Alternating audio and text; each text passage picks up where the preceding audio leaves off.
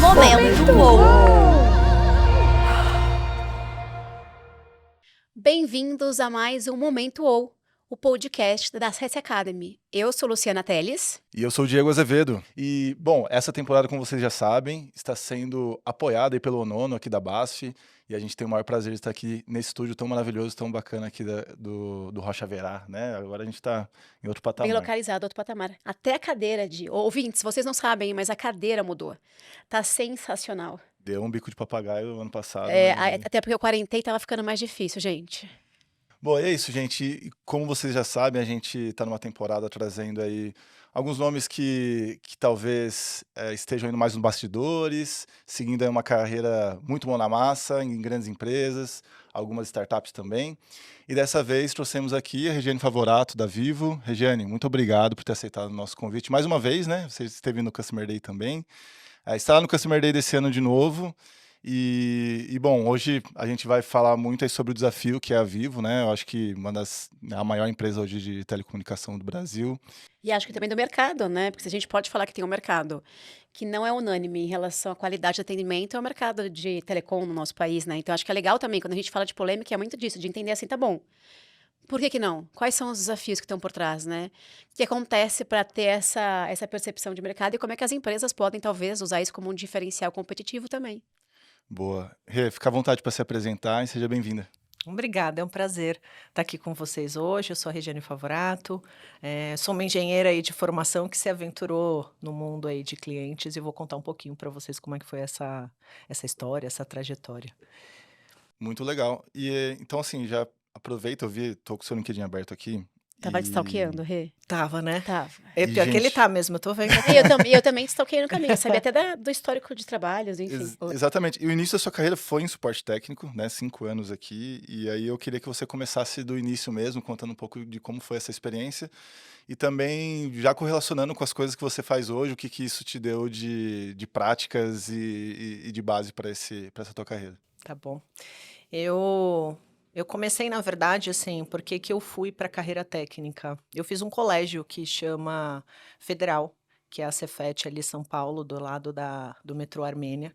E a minha história profissional começa muito ali, né? Eu venho de uma família simples, estudei sempre em colégio público. E aí, quando eu comecei ali a ir pro ensino médio, comecei a refletir o que eu ia fazer. E aí tinha essa história de fazer os cursos técnicos da época, era mais ou menos em 98, 2000, o boom lá das telecomunicações nesse momento. E aí eu decidi, falei, vou estudar, vou prestar vestibular, porque eu quero passar nesse curso e estudar telecomunicações. A gente falava muito disso nessa época. E aí começa a minha jornada, eu prestei o vestibular na época, passei e comecei a estudar lá. E aí depois de um tempo me formei e começam os estágios, né? Como é um colégio bacana, renomado, as empresas buscavam os profissionais ali e eu consegui fazer uma escolha, né? Da onde eu ia. Na época eu tinha passado na Embratel. A Embratel era super famosa, tinha a Ana Paula Arósio, era todo o entorno. E aí depois, na sequência, eu recebi um segundo convite de uma empresa que chamava Atrium, que era uma empresa menor, não tão conhecida em mercado, mas eu falei, vou ter que escolher entre as duas. E aí acabei optando por essa empresa que chamava Atrium, parte pelo desafio e parte porque eu não ia ser estagiária, a gente já começava como técnica trainee ali, você já era empregado da empresa, e aí me saltou os olhos, claro, mais estabilidade, acabei fazendo essa opção. E aí começa a minha interação ali com o cliente, né? Na época o meu trabalho era a era do PABX. Hoje em dia a gente fala muito mais sobre voz em nuvem, outro tipo de solução, mas na época essa empresa instalava um PABX num prédio como esse aqui e distribuía os serviços para os clientes que estavam lá. E o meu trabalho era esse, assim, fazer essa configuração, fazer as implantações. Tem muita história interessante. Era um mundo masculino e eu era meio que única ali, lá. Eu lembro de um cliente falava, olha, cheguei para consertar, eu era jovem, tinha 17, 18 anos, chegava com uma malinha, as pessoas ficavam até desconfortáveis, assim, tipo, não, deixa eu te ajudar, eu não, fica tranquila, é o meu trabalho. E aí fui durante algum tempo, e eu tive a grata surpresa, a grata, na verdade, gratidão na carreira de ter muitas pessoas bacanas que me ajudaram. E um deles era um rapaz que trabalhava comigo na época e que eu aprendi programação de PABX, assim, fiquei muito boa treinando ali com ele. E ele acabou mudando de área. Quando ele mudou de área, ele tinha uma ambição de ir para uma outra área que era implantação, ele foi para um NOC, que é quem faz o gerenciamento ali. E quando ele mudou de área, a pessoa que era o líder dele na época falou: "Ó, eu preciso de alguém para sua posição, eu vou liberar você para lá, mas é um conhecimento muito específico que você tem, preciso de uma indicação". E aí ele falou: "Não, eu já tenho a indicação". Me indicou, ela falou: "Ela trabalha aqui, inclusive". E aí fui eu lá. Quando eu cheguei era muito engraçado, porque na época tinha uma cara bem de jovem mesmo, assim. Eu lembro que o Você líder continua olhou, jovem, Rê? mas agora eu já tenho o ar da maturidade, né? Já tenho uma cara de mulher, eu tinha uma cara de menina, assim. E aí o coordenador olhou para mim assim, sabe quando você sente? Falou: "Meu, será que vai dar certo?". E aí ele me deu um teste. Ele falou: "Ó, senta aqui na cadeira, vai começar com o teste, você tem que fazer toda essa programação". E eu fiz ali super rapidinho, aí ele olhou para mim, olhou para o teste, conferiu 2 vezes, falou: "Nossa, você é boa nisso, né?". Eu falei: "Sou, eu aprendi e tal". Surpresa, né? É, eu sou muito boa nisso mesmo. E aí acabei indo para esse centro aí que era um NOC, e aí começa uma carreira ali mais técnica.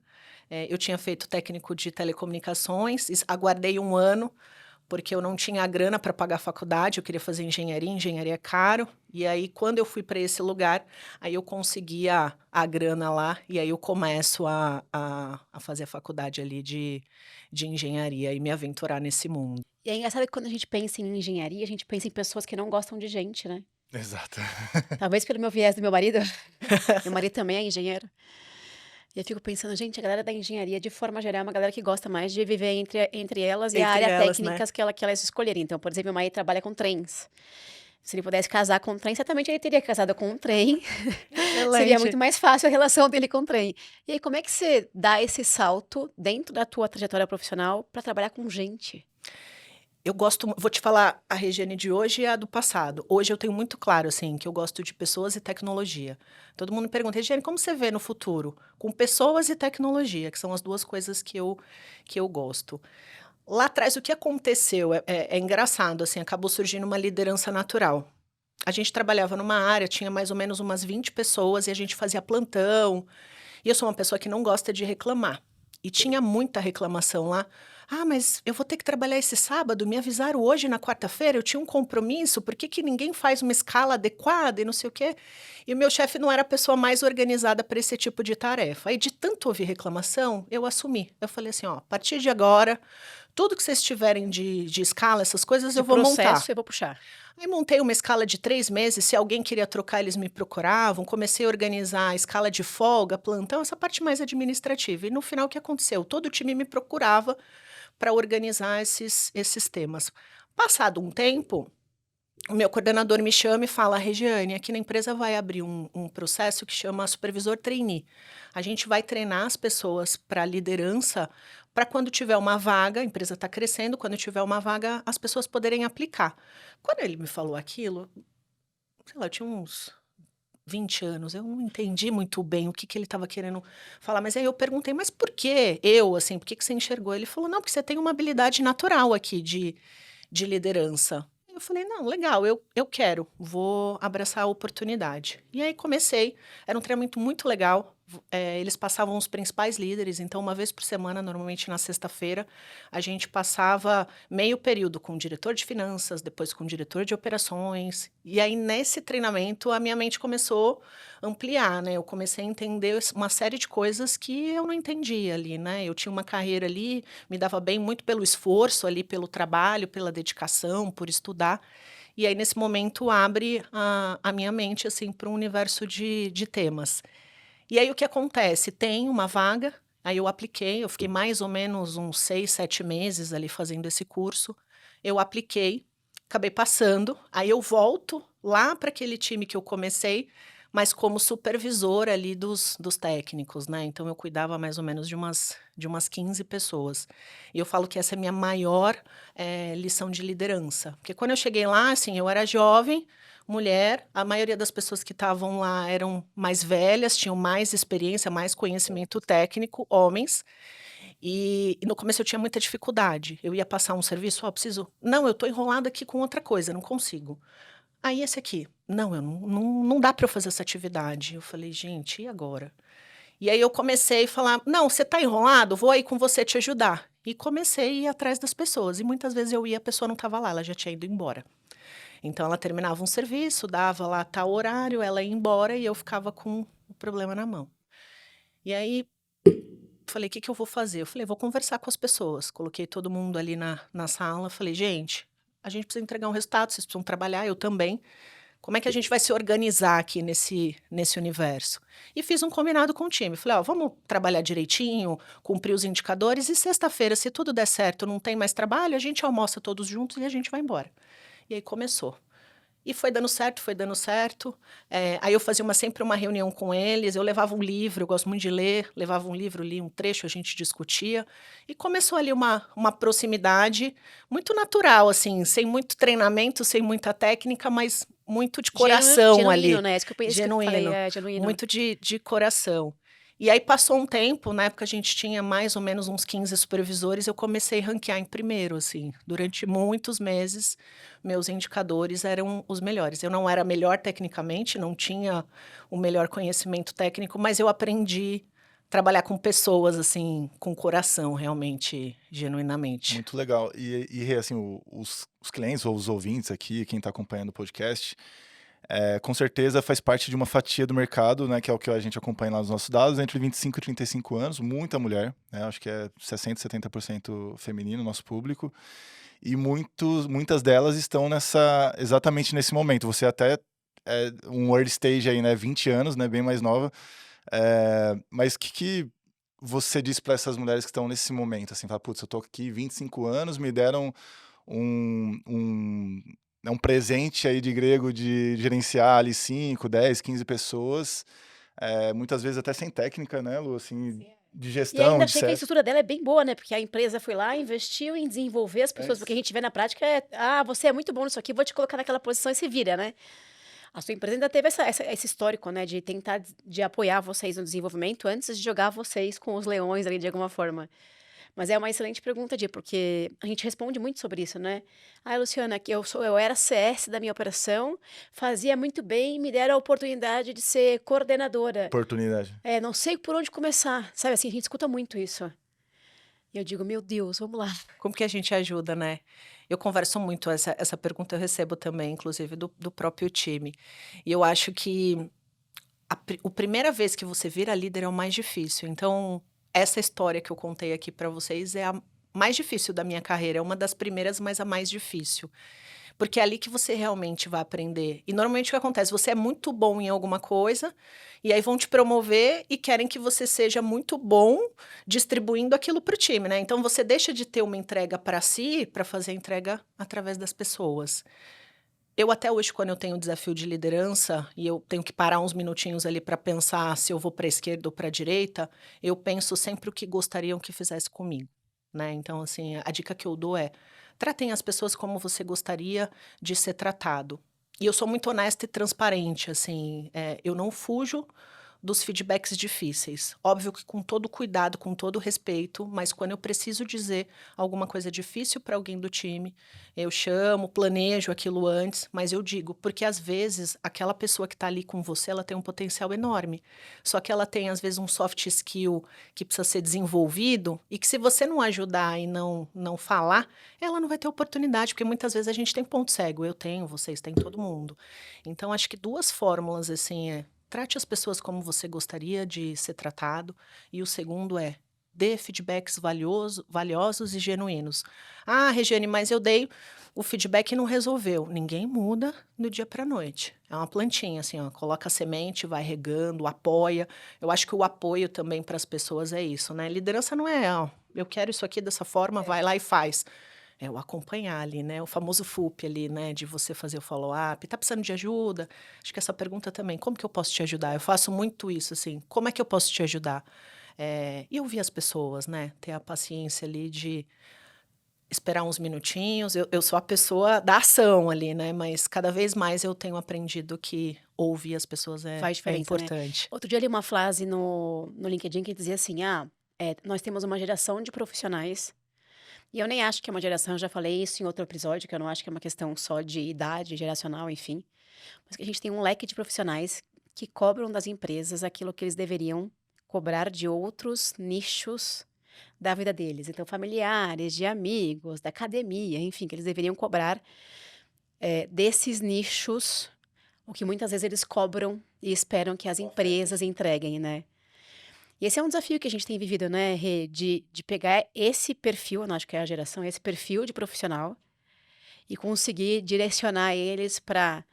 E muitas vezes até cumprir algum papel que deixou de ser feito, né? De ensinar a ser questionador, de ensinar a ter senso crítico, de ensinar a não usar viés o tempo inteiro, que poderia ter sido desenvolvido já antes, né? Enfim, mas a gente tem, enquanto líder, esse papel também de desenvolver, né? Eu acho que não só na liderança, mas no todo. Esses dias fui fazer uma visita na escola de aviação, e onde formam os cadetes, tal, até da onde sai a Esquadrilha da Fumaça. E uma das coisas que eles me disseram que chamou muita atenção é exatamente o que você falou, que a quantidade de valores que eles precisam trabalhar hoje, ele é muito maior do que antigamente. Então, a gente realmente tem esse desafio. E eu acho que aí a outra dica é: não adianta a gente cobrar o que a gente não faz. Eu me policio muito para isso, assim. Pô, eu vou cobrar isso do time. Aí eu olho para mim, né? Eu tô fazendo isso de forma adequada? Porque tem um negócio que é espelhamento. Principalmente primeiro emprego, segundo emprego. O estagiário vai entrar para a empresa, o que que ele vai fazer? Ele vai espelhar. Então, se você tiver uma cultura legal e você tiver um comportamento bacana, você vai ter um espelhamento positivo. Senão, as pessoas vão começar a copiar coisas que não são legais. Mas eu acho que esse é o grande desafio da liderança que a gente tem hoje. E conviver com essas diferenças de gerações, né? Sim. Hoje, você falou que quarentou, eu quarentei também, né? A cabeça de uma pessoa de 40 com uma cabeça de uma pessoa de 20 tem suas diferenças, né? E uma agrega para outra. Então, como é que a gente junta essas duas coisas valiosas, E né? ainda sem excluir a galera de 60, que também está no mercado de trabalho ainda, né? Como é que você Verdade. agrega. E aí tem um gap muito maior, né? Muito maior. Uma divisão de cultura muito diferente, né? De comportamento, enfim. Então tem todos esses desafios, Tem. né, gente? Não, E esse tá negócio perfeito. do pessoal de 60, só para fazer um gancho, é muito legal, porque a maturidade.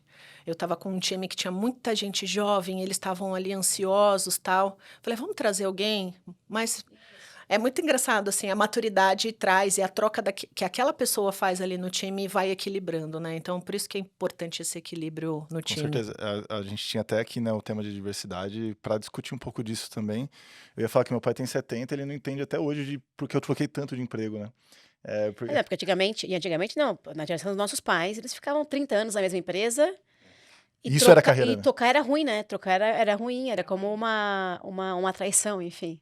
E aí eu fui empreender, daí ele não entendeu mais nada, né? Aí você falou Falou, que ele era tá CS, ele maluco! falou, meu Deus, o que que é isso? É, Ele exato. joga joguinho de computador, né? Deve ser isso. Aí ele entende, porque assim, aí tem palestras lá na empresa que ele trabalha, eu falei, não, é isso que eu faço, pai. Daí agora ele já tá Ah, boa, boa, boa. mais tranquilo. E Rê, aí vamos falar de Telefônica, as minhas contas aqui em 15 anos, é isso? Isso. Boa. Como que foi a saída? O que que era a Telefônica lá nesse início, né? As propagandas de DDD, né? Que vocês ensinavam pra gente o que era, o que era DDD. E, enfim, né? E como que você chegou nessa área de Customer Success, criar essa área de Customer Success no movimento que era uma área que já existia, mas não se chamava assim, e tudo isso que foi acontecendo, né? Como que foi essa... Como foi essa mudança, É, né? Eh, eu tenho quase 15 anos aí entre Telefônica, Vivo. Passa muito rápido, é impressionante. E eu vi toda a evolução realmente do mercado de telecomunicações, né? Toda essa diferença. Eu participei de muitas áreas, então, ao longo da minha carreira, a cada 2 anos eu ia migrando, então eu tive a oportunidade de um bom tempo trabalhar na área de engenharia, depois migrei mais para umas cadeiras de planejamento, orçamento. Quando eu completei tudo isso, e era muito naquela época a parte fixa, né? Era o telefone fixo, a banda larga começava ali.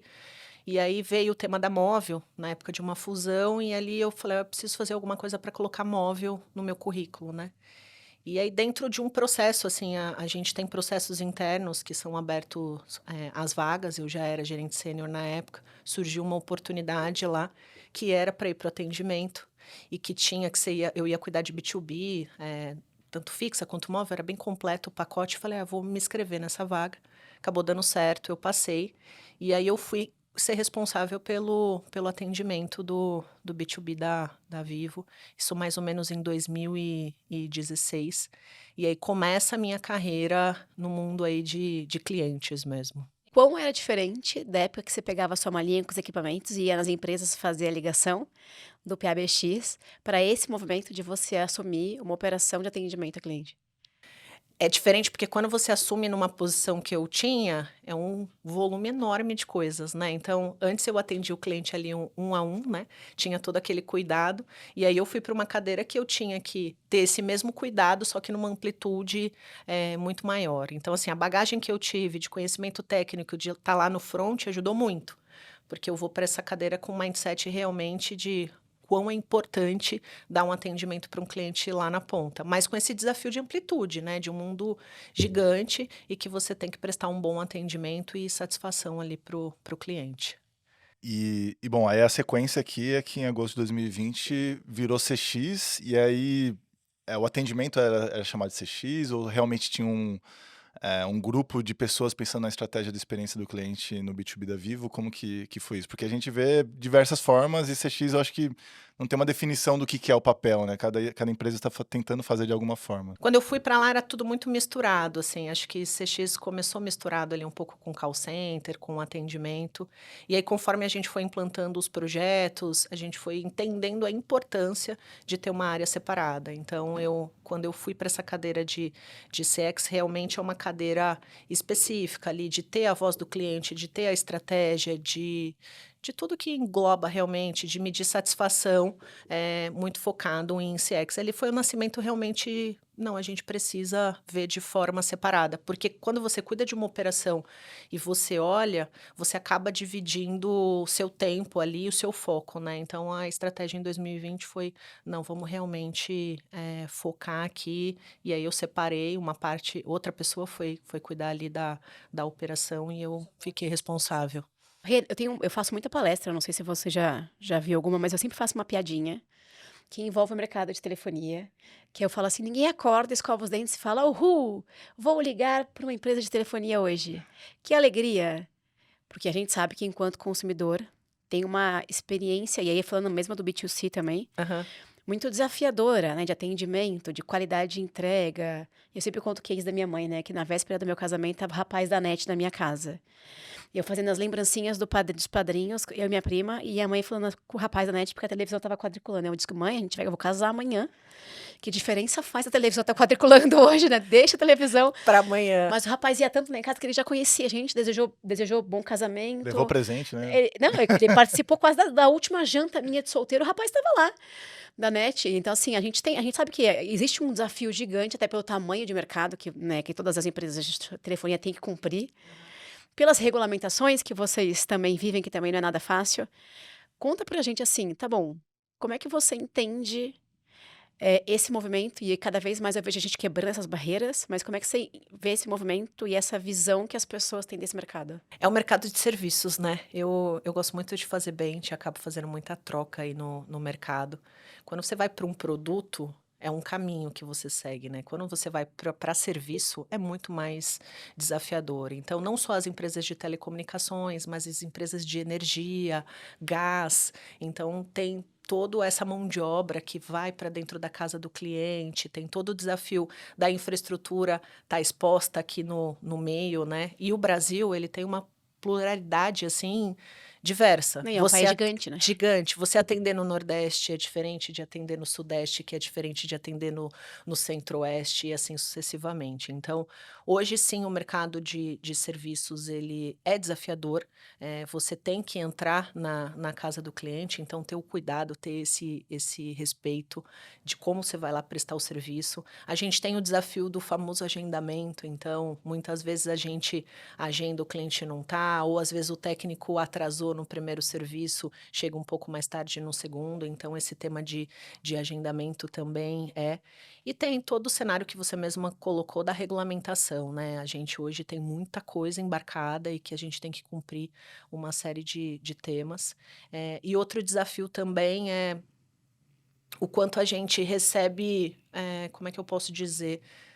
Interferências do externo. Então, a gente tem muito vandalismo nas caixas, muito furto, na nossa rede, então isso também acaba prejudicando o trabalho e que a gente gasta aí milhões, para repor e garantir todo esse serviço. A gente vem evoluindo, o mercado de telecomunicações é feito de fusões, né, todas as empresas hoje elas passam por fusões. O que a gente vem investindo muito é infraestrutura, tem muito investimento em infraestrutura, capilaridade, a rede hoje ela está muito mais acessível a todo mundo, e também em TI, né, ter um CRM adequado, ter um sistema adequado, organizar todos esses sistemas das fusões, e isso tudo vem fazendo o serviço melhorar pouco a pouco, mas é um mundo, Bastante gigante, complexo. É. complexo e desafiador.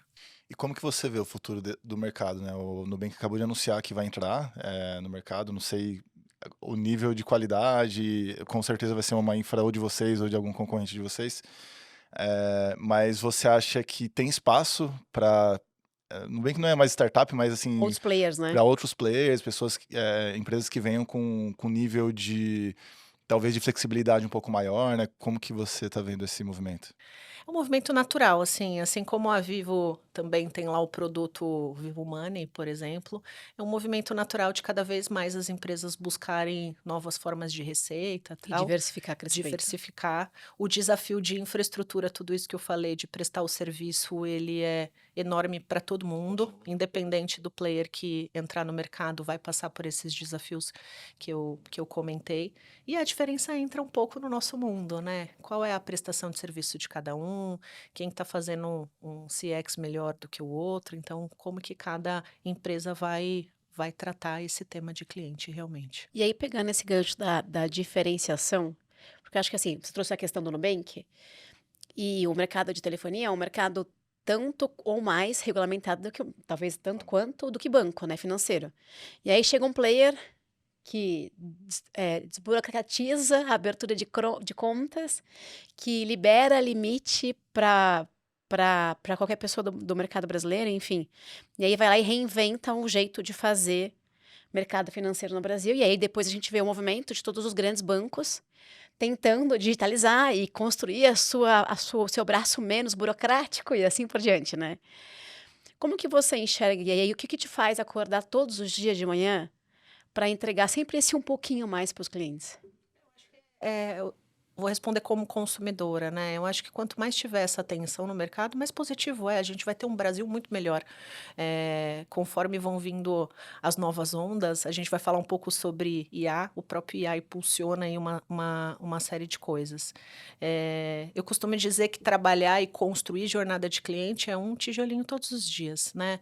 Então, hoje você arrumou alguma jornada, amanhã você vai e ela é recorrente, é um trabalho infinito, é quase jogar War, né, que a gente nunca termina ali a partida. Então, todo dia é realmente avaliar uma jornada, corrigir, revisitar as outras jornadas que você já fez e já melhorou de alguma forma. Então, é todo dia, como você disse, melhorar um pouquinho.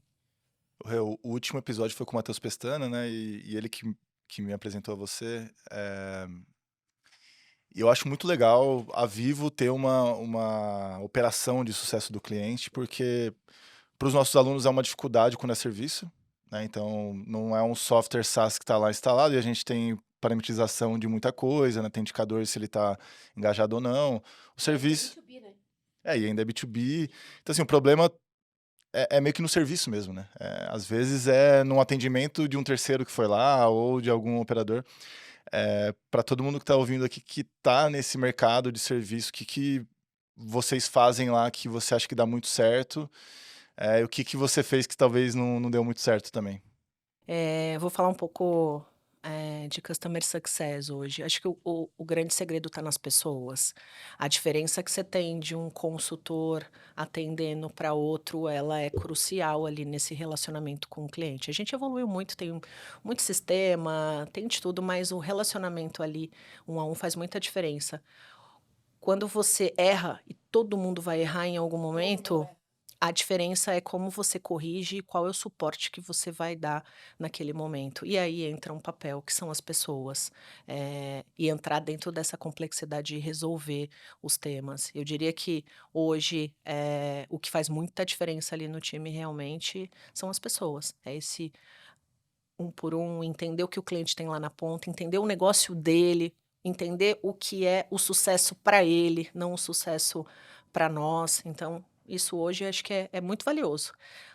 O monitorar, o health score, e todos esses indicadores que a gente fala, eles são importantes, mas as pessoas fazem muita diferença ali nessa jornada. E entrando nesse tema pessoas, eu sei que o time lá já tem muita gente com alguns anos, né, de Vivo Telefônica, mas como é que você contrata hoje, né? Olhando para isso, fala, putz, a pessoa tem que ter Essas eh, skills. essas skills e, assim, tem muita coisa hard que é conhecimento do seu produto, né, conhecer o mercado e tal, mas o que que você olha hoje de soft skill que é muito relevante na hora de recrutar? Com algumas ações, né, hoje a gente tem um mercado que não é só o network, não é só a conectividade, são outras coisas, cyber, cloud, então, eu tenho um profissional muito misto, assim, né, um pouco de cada um deles. E quando você busca profissional de tecnologia, não tem 100% pronto no mercado, né, as coisas vêm crescendo. A gente até estava Muda todos conversando os um dias. pouco, o desafio de trazer isso. Eu costumo dizer que hard skill as pessoas aprendem, o soft skill é mais complicado. Algo que eu venho fazendo e que deu muito certo a gente colocou uma base de estagiários, super robusta, e cada vez que eu tenho que repor, como o time é grande, eu tenho uma vaga nível 4.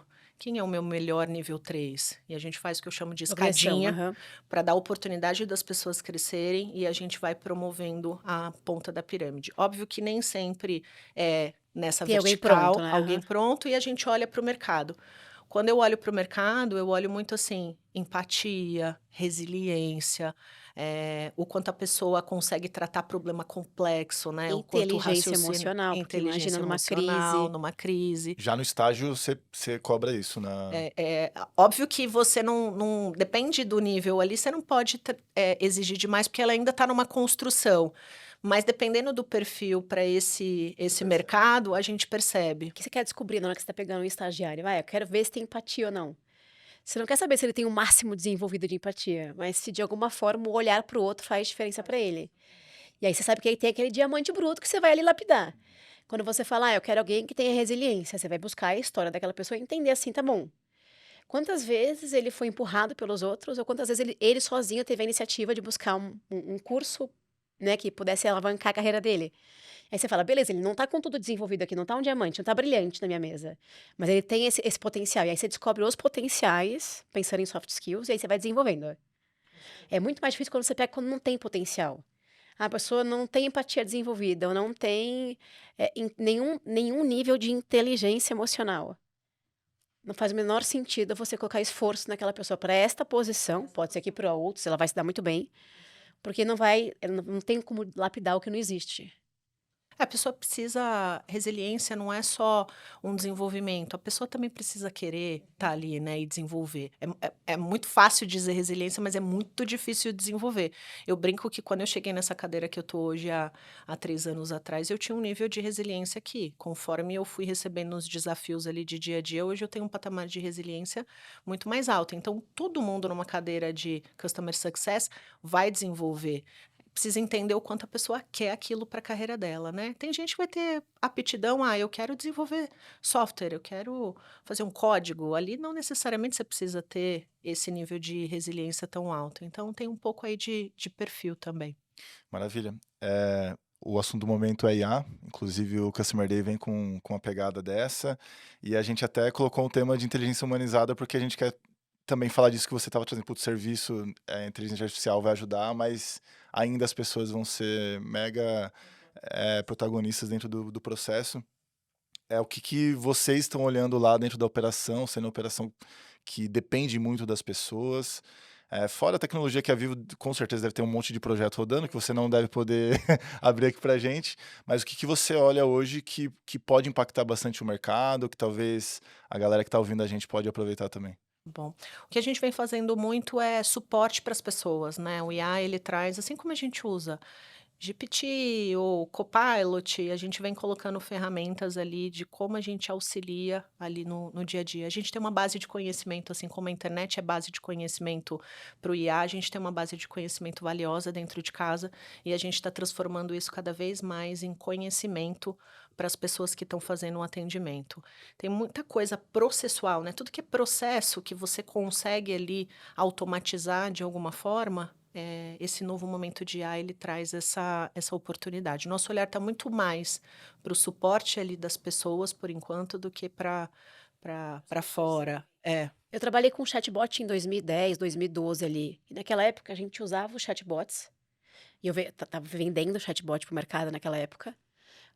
E a justificativa que a gente usava para investimento em chatbot era quantas posições de atendimento a gente conseguiria reduzir colocando o chatbot. Corta para 2024, a gente está implementando o chatbot na Axor. E meu desafio é fazer o chatbot entregar com a mesma percepção de valor que o meu time de atendimento hoje entrega para o cliente, que é um time que é sempre referenciado nas pesquisas e tudo mais. E não é, obviamente, a métrica do chatbot jamais vai ser cortar pessoas, porque a gente entende que isso aqui fez muita diferença para a história e faz muita diferença no relacionamento ali com o cliente. Olha o desafio em 12 anos, como mudou para a implementação de qualquer ferramenta de IA. E aí a percepção é que isso vai continuar acontecendo. Tem esse mito que as pessoas estão, não, vai substituir meu trabalho, não, eu sou contra isso aqui porque vai substituir. E eu já acompanhei esse movimento lá em 2012 para 2024 agora, e o que eu vejo também é muito nessa linha, Rê, de como é que a gente pode contratar soluções, e o chatbot que a gente está implementando ajudou, inclusive, o suporte humano a responder. Ele faz uma interação com o humano que está atendendo para poder ajudar ele a responder. Dá histórico, né? É muito bom, assim. Vou te falar que outro dia eu peguei um atendimento, até acho que contei num podcast, que vira e mexe eu vou lá dar uma olhadinha nos históricos de atendimento, enfim, eu Qual acho que é? que Fala aí.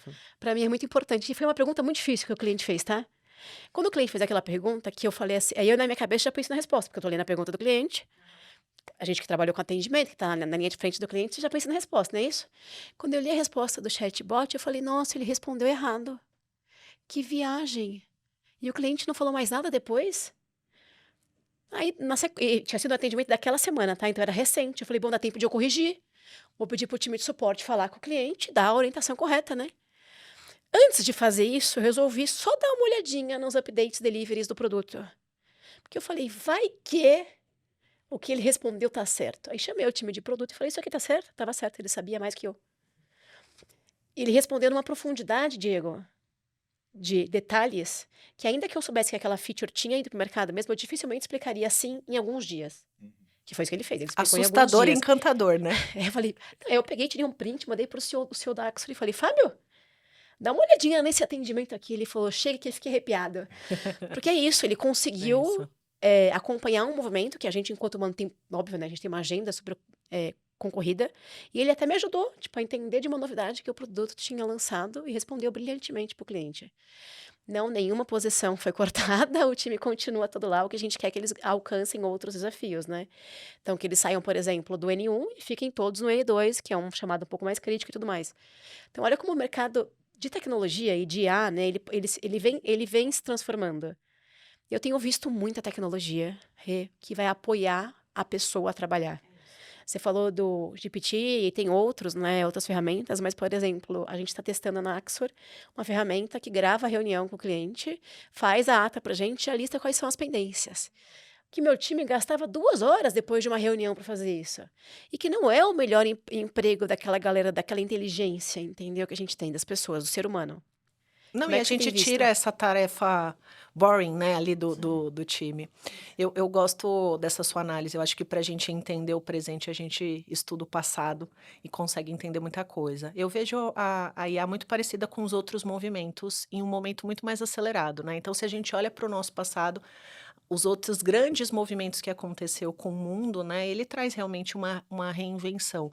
O que eu vejo hoje é, vão ter novos empregos, novas tarefas, porque tem que administrar tudo isso. Você não acorda um dia, coloca IA e tudo fica maravilhoso, não.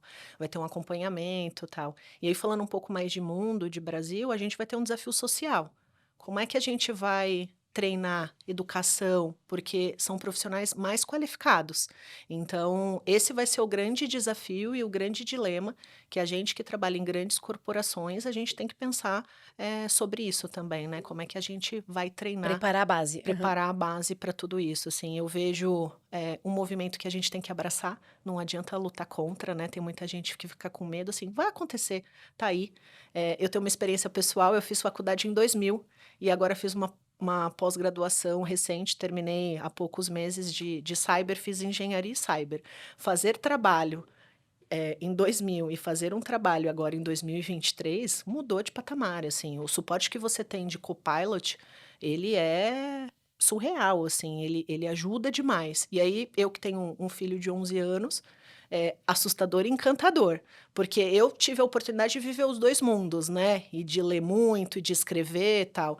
Como que fica essa geração que já entra com uma ferramenta que não necessariamente você tem que desenvolver um raciocínio para escrever alguma coisa. Então, acho que a gente tem um mundo para desvendar juntos, assim, mas eu acredito que não vai ter essa história de perder os empregos, sim, mas a gente tem um desafio social de Sim. educação. E eu fico pensando o que que essa geração espera do atendimento ao cliente daqui pra frente, porque, como você falou, eles nascem numa outra com outro chip implantado na cabeça, né. Tá bom, o que que eles vão esperar do atendimento, né? O que que eles vão ter de expectativa em relação à conexão com as marcas que eles consomem, né? É isso, cada vez mais, né, olhar para a marca, ou ver o quanto ela é responsável, o quanto ela é diversa, o quanto ela se preocupa com o ESG, o quanto ela está conectada com os problemas do mundo e ajudando, né, porque não é só um tema de governo, é um tema de pessoas, um tema de grandes empresas e como que a gente colabora para o todo. A escolha não está mais só no produto, né, é muito mais complexo e grande, e tem que ser assim mesmo, porque é assim que a gente vai mudar as coisas e ter um futuro melhor. Muito bom. E, Regiane, a gente está indo para uma etapa mais final aqui da nossa conversa.